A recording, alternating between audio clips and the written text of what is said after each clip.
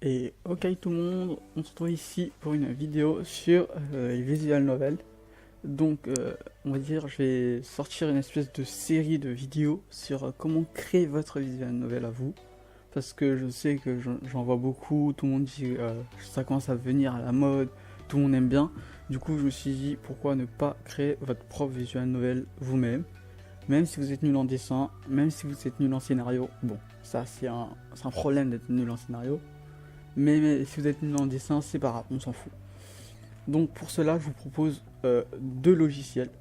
Donc en tout cas, il y en a plus, mais moi j'ai travaillé sur deux logiciels.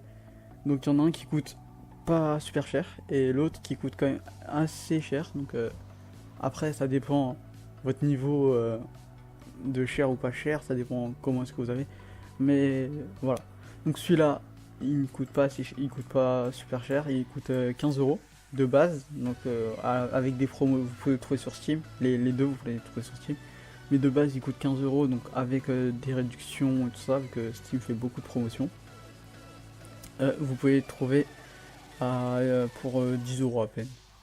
Donc voilà, donc celui-là qui est quand même assez potable, on peut faire des choses assez intéressantes.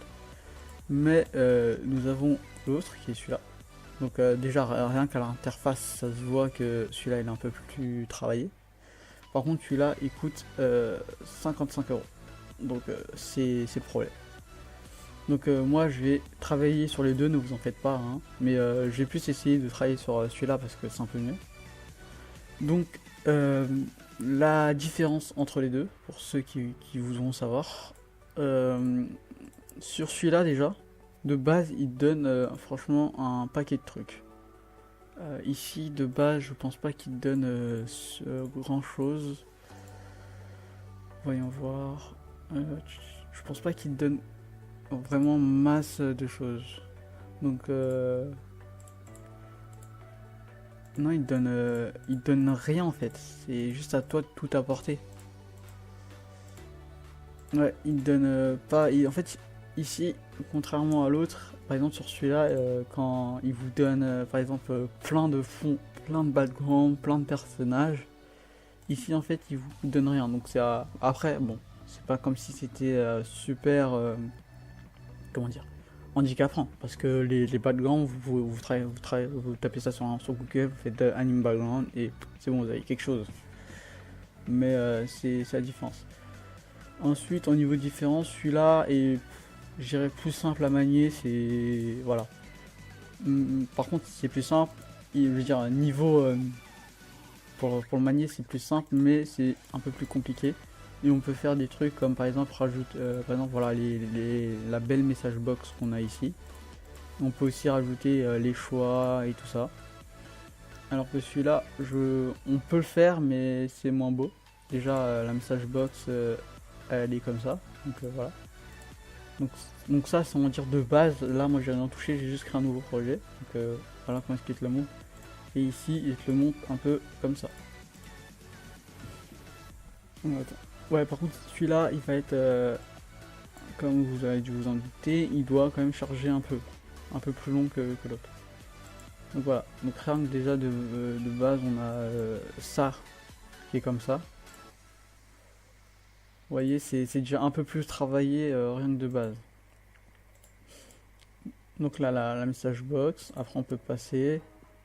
Là, on peut écrire n'importe quoi. Voilà, c'est vraiment... voilà. Bon, ah oui, ça c'est parce que j'ai skippé. Voilà, vous voyez, c'est vraiment bien travaillé, mais ça n'empêche pas qu'on peut faire quand même des bons trucs ici. Donc voilà, c'était à peu près tout, c'était juste une vidéo présentation, comme ça, pour vous dire un peu. Après, s'il y en a d'autres qui veulent, qui trouvent d'autres logiciels de visual novel, j'accepterai de les tester. Par contre, faudrait que je vois avant comment est-ce que c'est. Ah, mais de base, c'est toujours le même procédé. Donc, le procédé ne change pas vraiment. Donc, je veux dire, si vous passez de celui-là à celui-là, on s'en fout en fait. le procédé reste le même. Par exemple, si je veux prendre le background, bah tu cherches ici, tu cherches dans background. Donc par exemple, bon là je pense que ça va être plus dans image, tu vois, background. Et ici tu vois, si tu dis tiens, ça doit être ça, background. Voilà, le procédé reste le même. Et ouais, je sais, je me répète beaucoup. Et du coup, voilà, on a terminé pour tout ce qui est genre partie présentation des logiciels. Maintenant, moi, personnellement, je vais me présenter parce que comme ça vous permet de savoir. Donc, je suis juste étudiant en fait. Je vais passer en terminale. Et je suis étudiant et franchement, rien qu'avec ces deux logiciels, j'ai pas vraiment un niveau de dessin super ouf. Même si j'ai quand même un niveau bien. Non, pas vraiment bien parce que. Mais voilà, passable on va dire, voilà, un niveau passable. J'ai un niveau qui est quand même passable.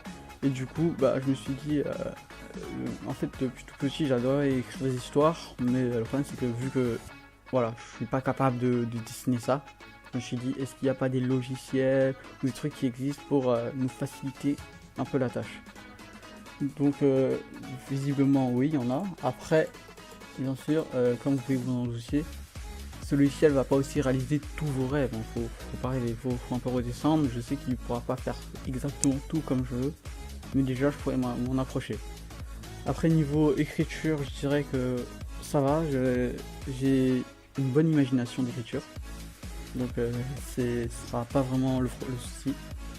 Aussi sinon je peux vous proposer, j'ai un Discord, donc je vais le faire.